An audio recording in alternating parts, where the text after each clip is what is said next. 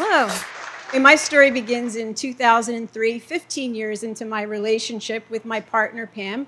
That's when she began campaigning for a dog.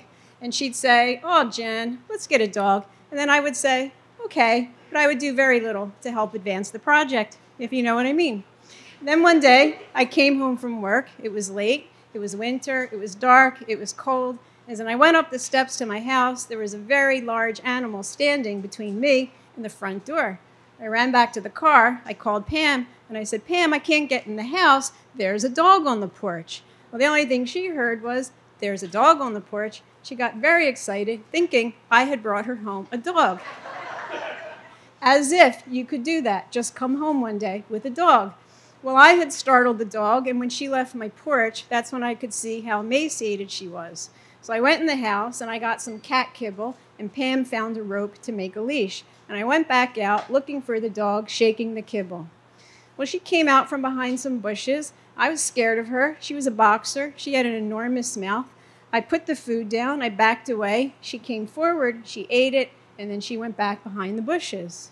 So I went back in the house. I got more kibble. I put it out. This time, when she came from the bushes, I stood my ground. I put the leash around her neck, but she wouldn't walk with me. I went back in the house a third time to get more kibble. This time, Pam put me on the phone with a friend of hers whose nickname was Wolfie because of all the dogs that he rescued, and he yelled into the phone, "If she won't walk with you, you've got to show tough love and pick her up and carry her." So I went back out. I did what he told me. Even emaciated, she was 45 pounds, so I couldn't walk very far with her. But that was okay. By the time I put her down, she was more than willing to walk with me. And we went in the house. We saw that Pam had made for her a beautiful bed out of a sleeping bag. Don't worry, we did all the things you're supposed to do when you find a lost dog to see if anyone's looking for her, and they weren't. And when she was ours to keep, we named her Amazing Grace. And we adored her, and she was very attached to us, and we loved being a dog family. So you can imagine how devastated we were when a few years later, we learned she had cancer. And Pam and I were fretting about this and talking to everybody we knew about it.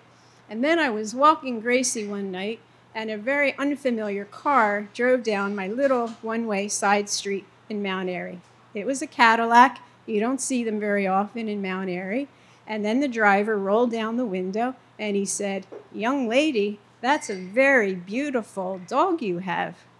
And then he said, "I've had many boxers in my life, and they're very prone to mast cell tumors." So now I'm walking up to the car window, and I'm like, yes, we just learned that she had one, and we're so worried.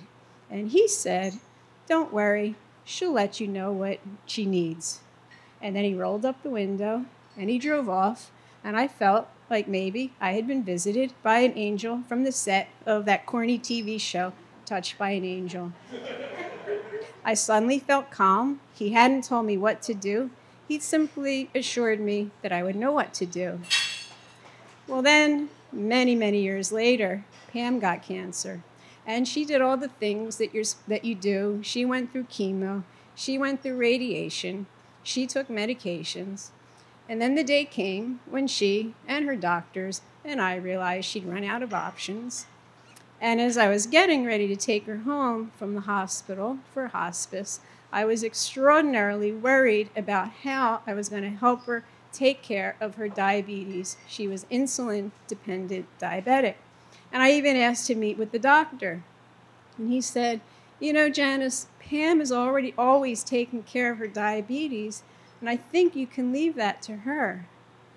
Well, he really hadn't told me what I wanted to hear, but in that moment, what I heard was, "Don't worry, she will let you know what she needs, and you will know what to do." And I think she did, and I hope that I did know. Well, the reason I was thinking of all this was because I was reading in a book, of course, where else do you read, that the Hebrew word for angel is malach, which means messenger, one who is sent from the Most High. And this Rabbi Lawrence Kushner, was suggesting that these messengers among us are probably not even aware of the role that they're playing. They may, in fact, be very preoccupied with their own worries and concerns or why they're lost in Mount Airy. And then he says, it's not known how many times in each of our lives we are called on to be messengers, but he believes that for each of us, it's at least once. Thank you for listening.